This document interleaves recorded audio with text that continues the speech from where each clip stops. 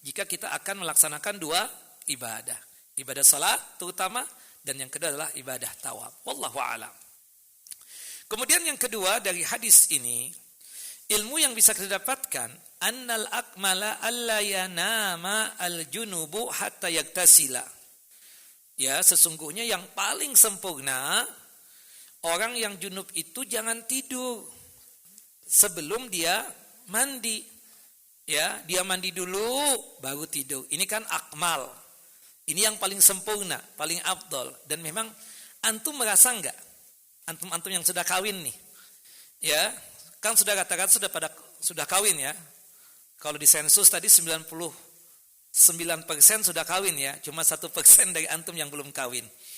Walhasil kita merasakan nih, kalau kita habis melakukan hubungan intim, kemudian langsung mandi, kemudian baru tidur, lebih nikmat enggak? Lebih nikmat, lebih terasa pulasnya. Atau yang kedua, bersihkan kubul, berwudu. Nikmat juga. Tapi tidak senikmat apa? Tidak senikmat apa? Kalau sebelum tidur kita mandi. Itu lebih nikmat lagi. Dan terkadang, maaf ya, kalau orang yang langsung tidur tanpa mandi sebelumnya, itu untuk bangun rasa malasnya ada. Bukan begitu? Tapi kalau antum setelah junub itu atau setelah dapat junub itu langsung mandi sebelum tidur, oh itu sangat gampang untuk bangun dari tidur.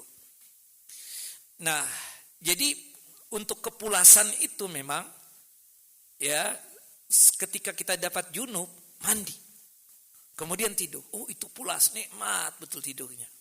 Baik kita yang jadi suami ataupun kita yang jadi istri kan seperti itu.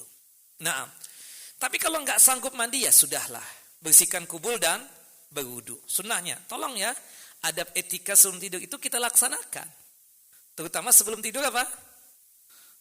Berwudu. Sebelum tidur berwudu. Kalau qadar Allah kita meninggal, insya Allah meninggal dalam kondisi apa? Alal fitrah. Maksudnya meninggal di dalam kondisi husnul khatimah. Insya Allah. Nah, yang ketiga dari hadis ini, ikhwan wa akhawati fid din, a'azani wa a'azakumullah, ilmu yang bisa kita dapatkan, hirsus sahabati radhiyallahu anhum ala su'ali amma tad'ul hajatu ilaihi. Semangatnya para sahabat, semoga Allah meridhai mereka semuanya, untuk semangat bertanya apa yang dibutuhkan untuk ditanyakan. Artinya mereka itu semangat untuk bertanya sesuatu yang mereka memang perlu untuk menanyakannya. Memang butuh untuk menanyakannya. Tadi subhanallah Umar bin Khattab loh. Amirul Mukminin. Khalifah yang kedua. Kita kan tahu luar biasa ilmu yang dimiliki oleh Umar. Tapi dalam masalah yang dianggap oleh sebagian manusia sepele, ditanyakan oleh Umar. Saking semangatnya apa? Untuk menjalankan sunnah.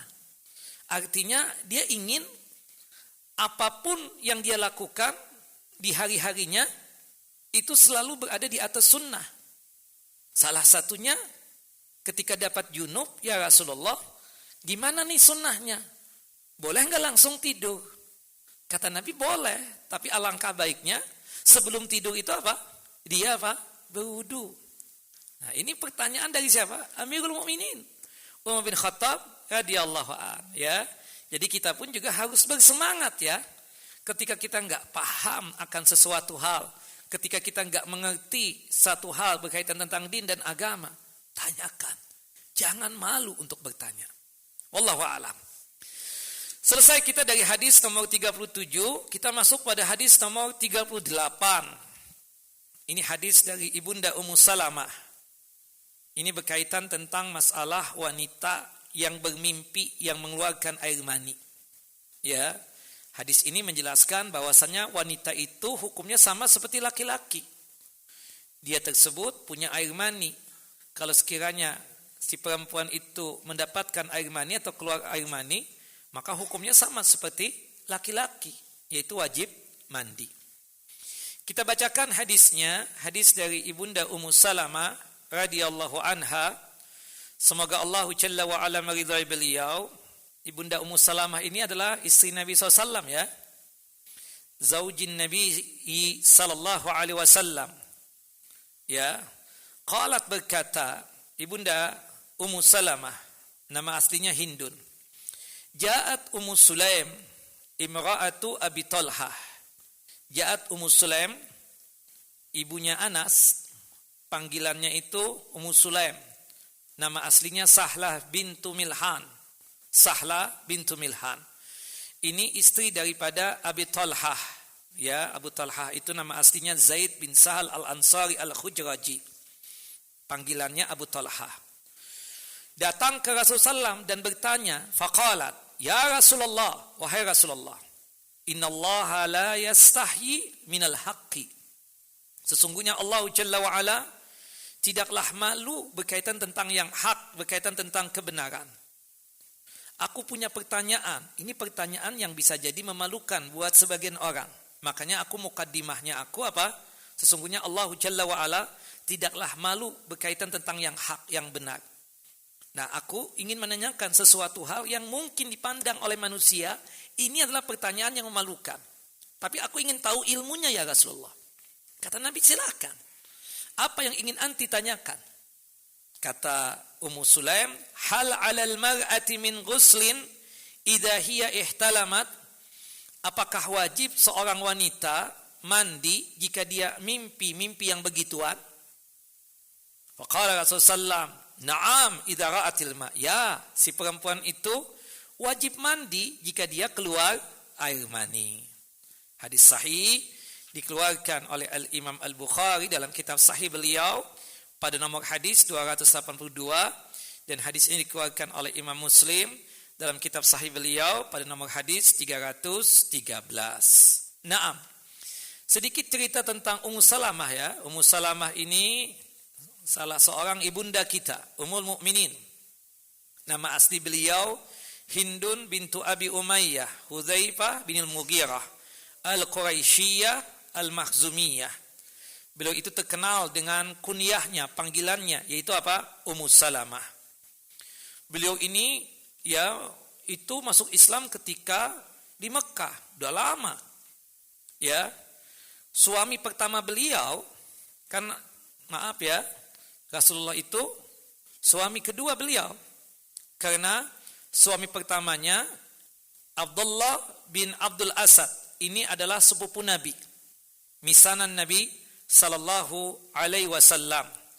Ya, bahwasannya Abu Salamah panggilannya. Panggilannya apa? Abu Salamah. Ibunda Ummu Salamah ini termasuk perempuan yang pertama kali berhijrah. Dulu kan sebelum berhijrah ke Madinah, para sahabat ridwanullah ajmain, penduduk asli Mekah itu disuruh hijrah ke mana? Ke Habasah, Ethiopia. Itu 2 kali. Salah satunya yang ikut berhijrah di situ adalah ibunda Ummu Salamah dengan suami beliau yang terdahulu, yaitu siapa? Abdullah bin Abdul Asad. Abdullah bin Abdul Asad ini wakana ibnu ammati Rasulullah.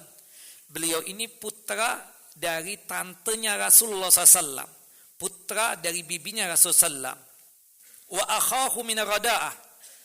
Selain misanan, sepupuan, karena anak tantenya Rasulullah, Abdullah bin Abdul Asad ini adalah saudara sepersusuan Nabi. Saudara sepersusuan Nabi sallallahu alaihi wasallam. Ya. Dan Abdullah bin Abdul Asad ini meninggal ketika peperangan Uhud. Ya, 70 orang sahabat Nabi yang meninggal pada saat perang Uhud itu diantaranya sepupu beliau ini. Suami daripada Ummu Salamah yang bernama Abdullah bin Abdul Asad. Naam. Subhanallah. Wa kanat tuhibbuhu wa huwa ibnu ammiha, ya, bahwasannya Ummu Salamah ini luar biasa cintanya kepada Abdullah bin Abdul Asad ini. Dan kebetulan ibunda Ummu Salamah dengan Abdullah bin Abdul Asad ini sepupuan juga, misanan juga. Subhanallah. Ketika meninggal dunia, sedih yang sangat luar biasa. Ya, ibunda Ummu Salamah ini. Nabi datang mengajarkan doa kepada ibunda Ummu Salamah. Ya, Waktu itu belum dikawin oleh Nabi SAW, ibunda Ummu Salamah. Doanya sebagai berikut, Inna lillahi wa inna ilaihi raji'un, Allahumma ajurni fi musibati wa akhlib li khairan minha. Sesungguhnya kita milik Allah, dan sesungguhnya kita pasti akan kembali kepada Allah Jalla wa'ala. Ya Allah, berikanlah pahala untukku di dalam musibah yang aku alami ini. Ya, wa akhlib li khairan minha. Ya Allah, gantilah untukku yang lebih baik dari musibah yang aku alami ini. Ibunda Ummu Salamah ketika diajarkan oleh Nabi kita Muhammad SAW ini doa ini, dia agak tercengang sampai dia tersebut hampir tidak mau untuk membaca doa ini. Kenapa? Dia mengatakan, ya Rasulullah, ayul muslimina khairun min Abi Salamah. Ana ingin tanya nih, ya Rasulullah, laki-laki dari kalangan muslim yang mana yang lebih baik daripada Abu Salamah? Abu Salamah the best husband ya Rasulullah. Paling baiknya suami. Allah baik banget, aku sangat cinta sama dia. Luar biasa nih laki-laki ini. Rasulullah tidak mengucapkan kata apa-apa. Cuma ya Rasulullah cuma mengajarkan, udahlah baca doa ini. Dibaca oleh Ummu Salamah akhirnya, Inna lillahi wa inna ilaihi raji'un, Allahumma ajurni fi musibati wa akhlib li khairan minha. Subhanallah. Ketika masa iddah habis, kalau seorang istri ditinggal wafat oleh suaminya, masa iddah tahu? Masa iddah itu perempuan itu enggak boleh dilamar, enggak boleh dikawin. Ya, itu namanya apa? Masa iddah. Seorang perempuan yang ditinggal wafat oleh suaminya, masa iddahnya berapa? 4 bulan 10 hari. Berdasarkan firman Allah Jalla wa'ala dalam surah Al-Baqarah, surah yang kedua ayat 234. Yatarabbasna bi anfusihinna arba'ata asyhurin wa asra. 4 bulan 10 hari. Subhanallah, datang utusan Nabi SAW ingin melamar ibunda Ummu Salamah, Hindun ini. Dipikir oleh Hindun, kalau nggak salah sahabat yang datang itu Tolhah. Kata Tolhah, Rasulullah ingin melamar. Kata dia, putriku Zainab. Enggak, kata Tolhah. Rasulullah ingin anti yang jadi istrinya. Masa sih? Aku nggak percaya. Ya kan? Ada putriku Zainab, kalau Nabi SAW mau. Enggak, Rasulullah pinginnya anti. Sampai enggak percaya tersebut, akhirnya Nabi SAW yang datang sendiri. Subhanallah, sampai datang Rasulullah sallallahu alaihi wasallam. Naam. Subhanallah, ya itu kan kita katakan terjadi pada tahun keempat ya Hijriyah, keempat Hijriyah. Perang Uhud kan itu terjadi pada tahun ketiga Hijriyah. Naam. Jadi enggak sampai 1 tahun, itu setelah 4 bulan 10 hari itu langsung dilamar oleh Nabi SAW ketika habis masa iddahnya. Fa khatabaha SAW ba'da inqidha'i iddatiha. Kata Nabi, ya memang aku ingin mempersunting engkau jadi istriku. Mau tidak?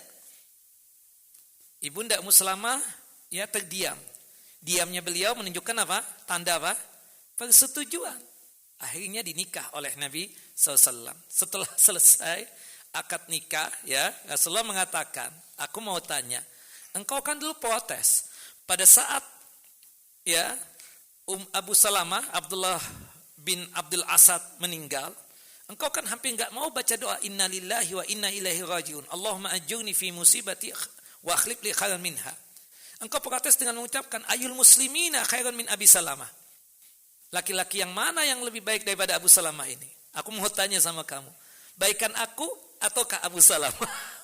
Ya tentulah Nabi kita Muhammad sallallahu alaihi wasallam. Dan Allah mengganti, kata Rasulullah, Allah Jalla wa ala menggantikan buat engkau yang lebih baik.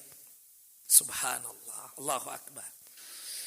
Ya itulah, Ibunda Ummu Salamah meninggal dunia di Madinah pada tahun 62 Hijriah dan dimakamkan di pemakaman Baqi. Ibunda Ummu Salamah atau Ibunda Hindun ini adalah istri Nabi yang terakhir meninggal dunia. Istri Nabi ada berapa? 11. 2 lebih duluan meninggal dunia. Siapa yang duluan meninggal dunia? Ibunda Khadijah dan Ibunda Maimunah. Nah, kemudian ketika Rasulullah SAW meninggal dunia tersisa apa?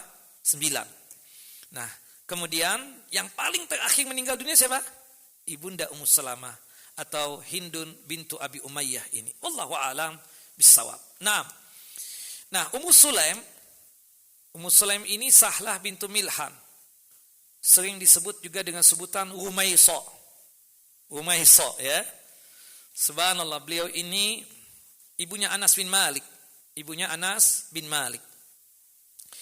Beliau ini ya, itu kita tahu subhanallah, ketika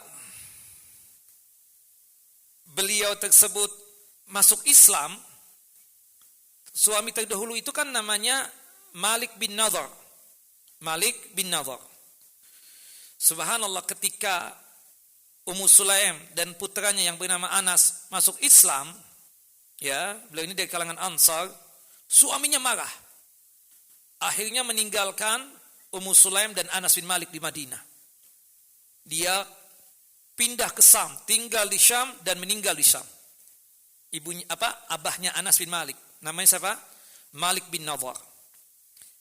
Kemudian setelah itu Ummu Sulaim itu dilamar oleh Abu Talhah.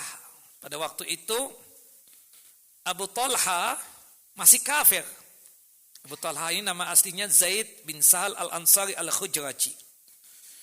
Kata Ummu Sulaim, kata Sahlah bintu Milhan, oke, aku terima lamaranmu, tapi syaratnya satu. Apa kata Abu Talhah? Engkau masuk Islam. Ya, masuk Islamnya engkau itulah maharnya. Itulah apa? Maharnya. Nah, dari sini kita katakan boleh enggak perempuan misalnya minta mahar, bukan fulus, tapi misalnya minta maharnya ingin diajarkan Al-Quran, atau ada seorang laki-laki yang non-muslim kafir. Oke, aku terima lamaranmu, tapi maharnya engkau masuk Islam. Boleh tidak? Boleh. Jadi dia masuk Islam dulu. Subhanallah, akhirnya Abu Talhah mau masuk Islam. Kata siapa? Kata Ummu Sulaim, in aslamta ya tazawwadtuka. Kalau sekiranya kalau engkau masuk Islam, in aslamta, aku mau menikah dengan engkau. Wala uridu minka sadaqan ghairahu. Aku enggak mau minta mahar selain itu, selain masuk Islam. Fa aslama. Akhirnya Abu Talha, Zaid bin Sahal al-Ansari al-Khujraji masuk Islam.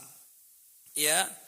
Kemudian subhanallah, fazawwajaha bihi ibnuha Anas bin Malik radhiyallahu an. Akhirnya menikah, dan yang menikahkan siapa? Putranya Ummu Sulaim. Siapa namanya? Anas bin Malik.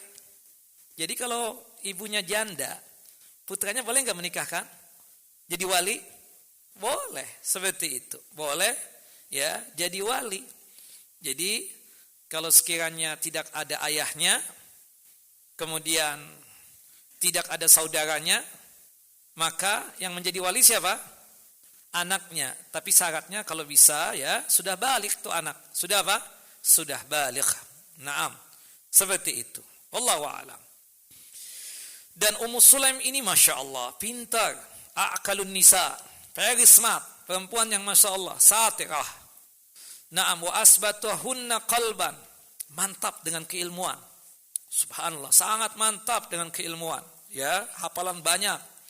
Wa afdaluhunna adaban wa dinan, adab etikanya Masya Allah cakep banget, ya, adabnya Masya Allah mulia, agamanya luar biasa. Naam, subhanallah. Dan pernah Ummu Sulaim itu ketika berperang ya, Rasulullah SAW bukan ikut berperang, tapi dia bagian logistik, bagian menyediakan makanan buat siapa? Buat para pejuang, para mujahidin. Itu Ummu Sulaim semangat, barisan paling depan. Makanya ibu-ibu pendukung dakwah ini luar biasa nih, ibu-ibu ini kan. Luar biasa, kadang suami itu ikut ngaji karena bawaan siapa? Bawaan istri, seperti itu. Kita susah masuk kepada bapak-bapak, maka jalur masuknya kemana? Ke ibu-ibu. Dan itu yang dilakukan oleh para sahabiyah, sahabat-sahabat perempuan Nabi sallallahu alaihi wasallam. Naam. Walhasil itulah sosok dari siapa? Ya, Ummu Sulaim ini. Naam. Nah, Ummu Sulaim ini sangat luar biasa ya. adab etikanya tadi. Banyak sekali pertanyaan-pertanyaan yang diajukan. Salah satunya pertanyaan ini. Subhanallah, cerdiknya nih perempuan, dia nggak langsung nanya tat. Kalau ibu-ibu sekarang kan begitu. Kalau dia kan nanya begini, ya Rasulullah, innallaha la yastahyi minal haq. Wahai Rasulullah, sesungguhnya Allah itu tidaklah malu berkaitan tentang yang hak, berkaitan tentang kebenaran. Aku ada pertanyaan yang bisa jadi ini pertanyaan menurut sebagian orang adalah sesuatu yang memalukan. Boleh nggak aku bertanya? Monggo, silakan, kata Nabi SAW. Tafaddali. Ini loh pertanyaannya Rasulullah. Maaf ya Rasulullah. Hal alal mar'ati min ghuslin idha hiya ihtalamat. Wahai Rasulullah, jika seorang bermimpi, mimpi yang begituan, wajib mandi enggak? Faqala Rasulullah kemudian menjawab, na'am, idza ra'atil ma. Ya, wajib mandi jika si perempuan tersebut keluar air mani. Nah, dari hadis ini, Bapak dan Ibu yang dimuliakan oleh Allah Jalla wa Ala, ilmu yang bisa kita dapatkan. Yang pertama, fadilatu Ummi Sulaim radhiyallahu anha bihirsiha 'alal fiqhi fid din wa husni adabiha haitsu qaddamat baina su'aliha kalaman yumahidu li udhriha. Keutamaan Ummu Sulaim dikarenakan kesemangatan beliau dalam bertanya tentang masalah fiqih fid din, pemahaman tentang din dan agama, dan bagus adab dan etikanya. Dan bagaimana beliau ketika ingin bertanya, itu mukaddimahnya luar biasa tadi. Itu menunjukkan adab dan etika yang ada pada Ummu Sulaim. Dari hadis ini kan menunjukkan, jika ada seorang perempuan bertanya langsung kepada ustadz, boleh tidak? Boleh. Berarti menunjukkan suara perempuan itu aurat apa bukan? Bukan. Aurat wanita kan jelas, seluruh tubuh tertutup kecuali wajah dan kedua telapak tangan. Bagian wajah apa? Mulut. Jika ibu-ibu bersuara, ya, itu aurat enggak? Tidak aurat. Buktinya Ummu Sulaim langsung bertanya kepada Nabi SAW, dan Ummu Sulaim ini bukannya mahram Nabi sallallahu alaihi wasallam. Naam. Kemudian yang kedua dari hadis ini, Bapak dan Ibu yang dimuliakan oleh Allah Jalla wa Ala, ilmu yang bisa kita dapatkan adalah as-su'al annahu yanbaghi lil insan an yas'ala amma yahtaju ilaihi hatta fil umuri allati yustahya minha wa la yanbaghi an yamna'ahu al-haya'u min ma'rifatil haqqi was-su'ali anhu lakin yuqaddimu ma yumahidu li udhrihi au yuwakkilu ghairahu. Naam. Ya, seyogyanya seseorang itu untuk bertanya dari hal yang dia butuhkan berkaitan tentang perkara-perkara din dan agama ini, sampai hal-hal yang berkaitan tentang sesuatu yang memalukan sekalipun, tanyakan. Jangan sampai dikarenakan rasa malu mengakibatkan dia tersebut tidak mau bertanya, atau mencegah dia untuk mengetahui yang hak atau kebenaran. Tanyakan. Tapi kalau sekiranya ada sesuatu yang mungkin antum merasa ini pertanyaan memalukan untuk ditanyakan, antum mukaddimah sebagaimana dilakukan oleh siapa tadi? Oleh Ummu Sulaim. Innallaha la yastahyi minal haq. Sesungguhnya Allah Jalla wa Ala tidaklah malu di dalam masalah kebenaran atau masalah yang hak. Subhanallah. Wa ammal imtina'u minas su'al amma yanbaghi aw tarkul amri bil ma'ruf aw an-nahyi 'anil munkar aw al-ikhlalu bi ba'dil huquq fa hadha dha'fun wa ajzun wa khawarun wa muhanatun. Adapun seseorang tercegah untuk bertanya yang seharusnya dia tanyakan, akhirnya dia tersebut tidak mau bertanya. Oh, ini kehinaan buat dia, sesuatu yang dhaif, naib betul buat dia. Atau seseorang malu, akhirnya mencegah dia untuk apa? Untuk amal ma'ruf dan nahyu anil munkar. Ketika antum tegur tuh orang, dia melakukan perbuatan maksiat, nggak enak. Nah itu nggak boleh itu. Kalau memang di depan kita ada kesalahan tuh orang, secara baik-baik kita tegur. Kalau kita biarkan, kita dosa. Iya kan? Seperti itu.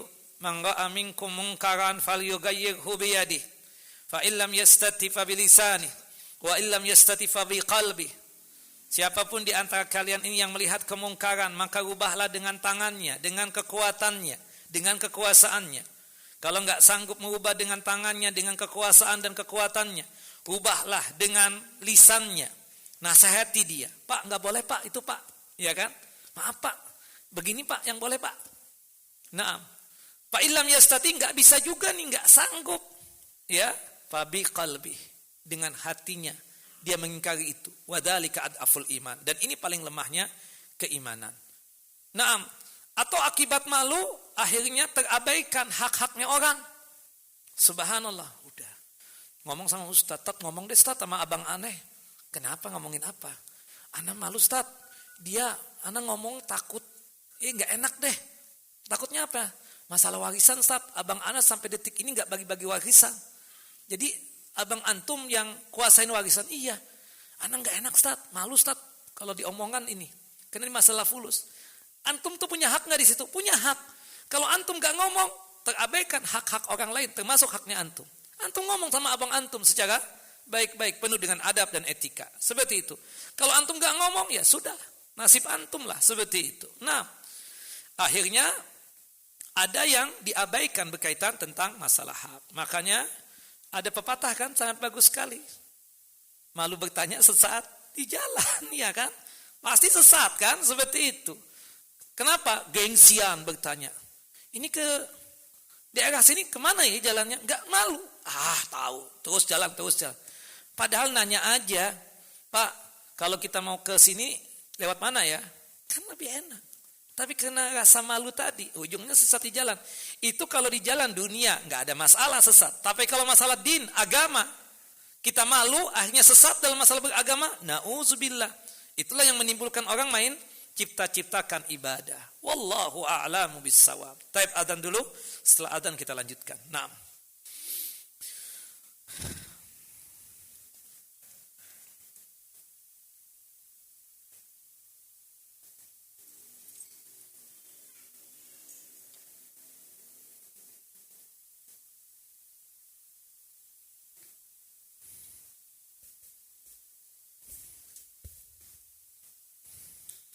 Allahu Akbar, Allahu Akbar, Allahu Akbar, Allahu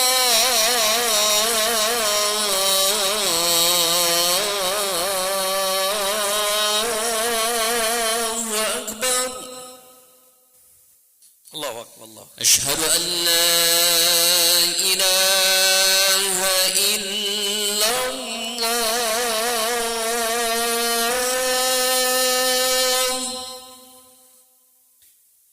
أشهد أن لا إله إلا الله.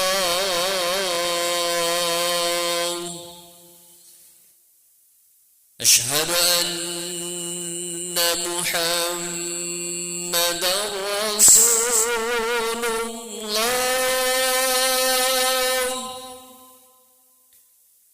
أشهد أن محمدا رسول الله.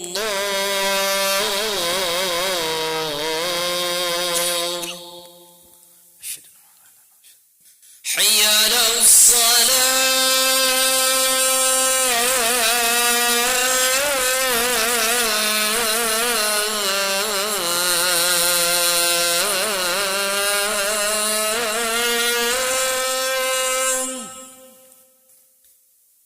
حي على الصلاة.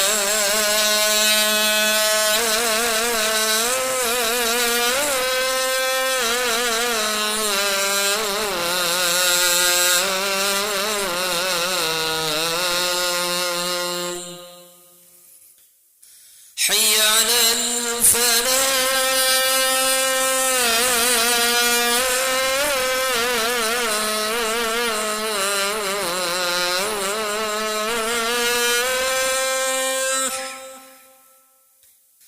حي على الفلاح.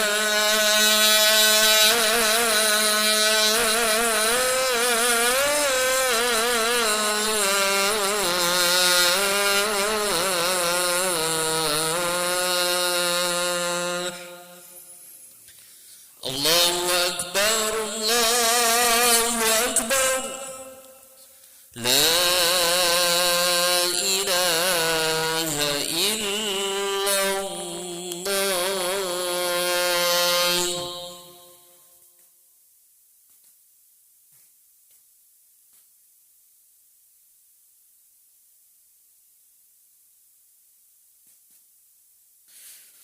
Baik, Bapak dan Ibu yang dimuliakan oleh Allah Jalla wa Ala, kita lanjutkan.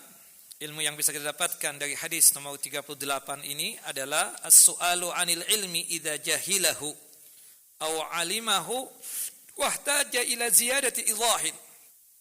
Bertanya tentang ilmu jika kita tidak memahami tentang ilmu tersebut. Tanya sama ustaz, fas'alu ahla dzikr in kuntum la ta'lamun. Kata Allah Jalla wa Ala, tanyakan jika kita tersebut tidak mengerti. Ya, jangan malu untuk bertanya. Kita katakan seperti itu. Atau mungkin kita sudah tahu, tapi ilmunya masih setengah. Kita ingin membutuhkan penjelasan yang lebih. Ya, kita saja sebagai ustadz kadang sebelum kajian kan persiapan. Kadang ada tambahan-tambahan ilmu. Kadang kan temanya sama. Subhanallah, ustadz itu mungkin sudah hafal. Tapi alangkah baiknya kita katakan mengulangi lagi. Dan subhanallah ada kadang yang missing. Nah, disitulah nanti kita buka-buka kitab lain lagi untuk tambahan ilmu, tambahan informasi lagi berkaitan tentang masalah yang akan kita sampaikan. Makanya kan kadang kita lihat tuh di masyayikh itu, syekhnya Masya Allah. Yang duduk itu masyayikh juga. Wajar aja itu kan, kita katakan jangan malu. Subhanallah, mentang-mentang kita ustadz gak mau duduk untuk belajar. Enggak lah. Kita duduk juga belajar, dengarkan. Kadang ada informasi-informasi ilmu yang kita nggak ketahui. Nah, apalagi kita yang awam ini banyak bertanya kalau kita ingin betul-betul memahami din dan agama ini. Nggak ngerti langsung tanya, nggak ngerti langsung bertanya. Sudah paham tapi takut ada pemahaman yang keliru, tanyakan lagi. Oh, mungkin sudah dapat ilmunya tapi kita membutuhkan banyak penjelasan lagi, tanya lagi sama ustadz. Mungkin kita berulang-ulang atau mungkin berbeda-beda ustadznya, kita tanyakan. Tidak mengapa yang demikian selama tujuannya itu apa? Memang betul-betul ingin memahami satu persoalan berkaitan tentang din dan agama ini. Naam. Yang keempat dari hadis ini, ilmu yang bisa kita dapatkan, ya, nafyu sifatil haya min lahaq anillahi ta'ala wa dzalika likamali adlihi wa rahmatih. Penafian sifat malu berkaitan tentang kebenaran dari Allah Jalla wa Ala. Tadi kan dikatakan innallaha la yastahi minal haq. Allah tidak malu tetap berkaitan tentang kebenaran. Artinya subhanallah, sifat malu yang ada pada Allah Jalla wa Ala sesuai dengan kebesaran dan keagungan Allah Jalla wa Ala. Tanpa menyelewengkan artinya, tanpa menyerupakan dengan makhluk. Manusia juga ada malu kan? Tapi ingat, malu yang ada pada Allah itu berbeda dengan malu yang ada pada makhluk. Enggak sama. Malu yang ada pada Allah sesuai dengan keagungan dan kebesaran Allah Jalla Jalaluh. Seperti itu. Tanpa juga bertanya gimana malunya Allah. Enggak perlu ditanyakan. Ya, pertanyaan yang tidak ada manfaatnya. Bahkan itu pertanyaan yang bid'ah. Seperti itu. Tapi kita wajib beriman bahwasannya Allah Jalla wa'ala kalau berkaitan tentang masalah rasa malu seperti dalam satu hadis yang sahih, dalam hadis yang sahih Rasulullah SAW bersabda, innallaha hayyun karim. Sesungguhnya Allah Jalla wa Ala itu maha pemalu dan maha karim, maha mulia, ya, maha pemurah. Malu ketika seorang hamba mengangkat kedua tangan setelah selesai berdoa tidak memberikan apa-apa. Nah, itu. Jadi sesuai dengan hal yang demikian, oh ternyata bahwasannya malunya Allah Jalla wa Ala, ya, itu sesuai dengan kebesaran dan keagungan Allah Jalla wa'ala. Salah satunya berkaitan dengan hadis tadi. Tapi di sini menafikan sifat malu pada Allah Jalla wa'ala berkaitan tentang yang hak dan kebenaran. Saya seperti itu. Dan di sini menunjukkan sempurnanya keadilannya Allah dan sempurnanya rahmat dan kasih sayangnya Allah Jalla wa'ala. Wal haya'u sabitun lillahi ta'ala ala ma yaliku bijalalihi. Sifat malu itu ada pada Allah Ta'ala sesuai dengan keagungan dan kemuliaan Allah Jalla wa'ala.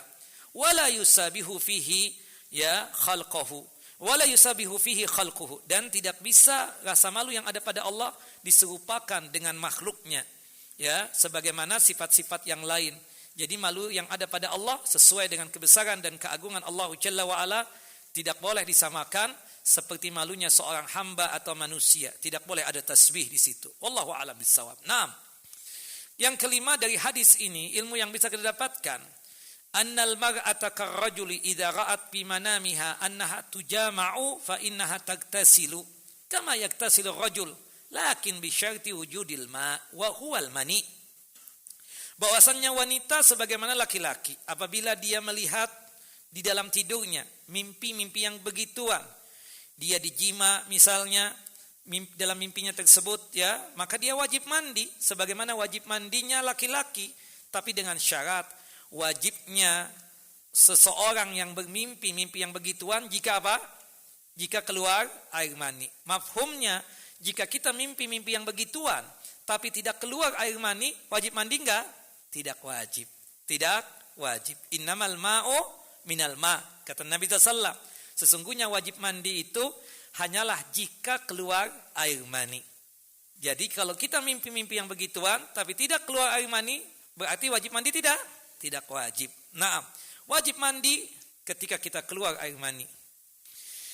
Nah, kemudian yang keenam dari hadis ini, ilmu yang bisa kita dapatkan, annal mar'ata tahtalimu wa tanzilul mani kama yanzilur rajul. Bahwasanya perempuan itu bermimpi mimpi yang begituan dan bisa keluar air mani sebagaimana laki-laki keluar air mani, seperti itu menunjukkan bahwasanya perempuan juga punya air mani. Salah satunya itu ada dalam hadis Abdullah bin Salam ketika bertanya kepada Nabi, ya Rasulullah, kenapa kok ini anak lahir laki-laki sedangkan yang itu anak lahir perempuan, apa sebabnya? Kata Nabi, ini anak lahir laki-laki, berarti air mani laki-laki lebih banyak daripada air mani istrinya. Sedangkan yang ini anak lahir perempuan, berarti air mani perempuan lebih banyak daripada air mani suaminya. Wallahu a'lam. Nah, kemudian selanjutnya dari hadis ini, ilmu yang bisa kita dapatkan, jawazu istiftail mar'ati binafsiha. Boleh seorang wanita meminta fatwa langsung, nanya langsung kepada ustadz, ya, kepada syekh, kepada alim. Tidak mengapa yang demikian. Wallahu a'lamu bis-shawab. Wa sallallahu ala nabiyina Muhammad wa ala ali Muhammad kama sallaita ala Ibrahim wa ala ali Ibrahim innaka Hamidun Majid. Allahumma barik ala Muhammad wa ala ali Muhammad kama barakta ala Ibrahim wa ala ali Ibrahim innaka Hamidun Majid. Subhanakallahumma wa bihamdika asyhadu an la ilaha illa anta astaghfiruka wa atubu ilaik. Assalamualaikum warahmatullahi wabarakatuh.